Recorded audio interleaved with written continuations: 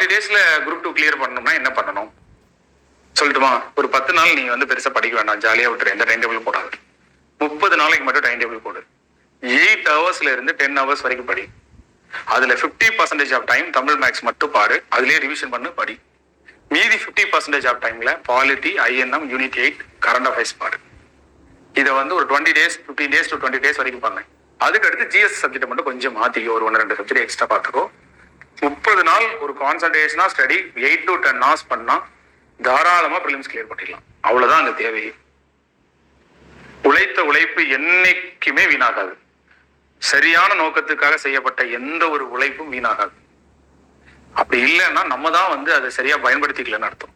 என்னைக்குமே உழைப்பும் சரி, என்னைக்குமே வந்து நம்ம படிப்பும் சரி, ஒருபோதும் தோத்ததா வரலாறு கிடையாது. இங்க திறமையானவங்க கூட தோத்ததா வரலாறு உண்டு, ஆனால் உழைத்தவன் தோத்ததா வரலாறே கிடையாது. அதனால உழைப்பு வீணாகியதுன்னு சொல்லியிருக்க கூடாது.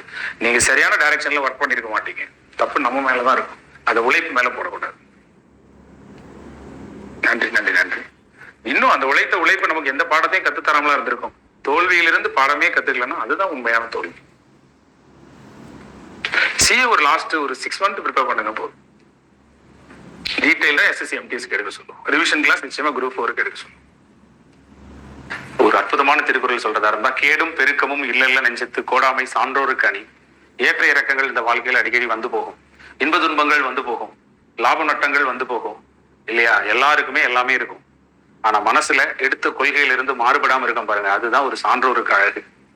இப்போ நம்ம படிக்கிறோம், மார்க் வருது வரல, ஞாபகம் இருக்கு ஞாபகம் இல்லை, அதெல்லாம் மேட்ரு கிடையாது. ஆனா நான் எடுத்த காரியத்துல பின்வாங்க மாட்டேன், என்னால முடியும்னு நினைச்சிட்டு இருக்கீங்க பாருங்க, அந்த வைராக்கியம் தான் உங்களுக்கு அழகு. அததான் வள்ளுவர் அப்பவே சொல்லியிருக்காரு, நெஞ்சிலிருந்து மாறுபடாமல் கொள்கைகளை உடையதா இருக்கும் பாருங்க. நான் நேர்மையா இருப்பேன், நான் விடாமுயற்சியோட இருப்பேன், நான் இப்படித்தான் வாழணும்னு வாழ்றேன்னு சொல்றேன் பாருங்க. அதுதான் ஒரு பெரியவனுக்கு அழகு, ஒரு நல்லவனுக்கு அழகு. அது அந்த அழகை என்னைக்குமே நம்ம விட்டு கொடுத்துடக்கூடாது. அதாவது நம்ம எப்படி சொல்றது, மூச்சு விட்டன்னு கூட இருக்கலாம், ஆனா முயற்சியை விட்டான்னு மட்டும் என்னைக்கு இருக்கக்கூடாது.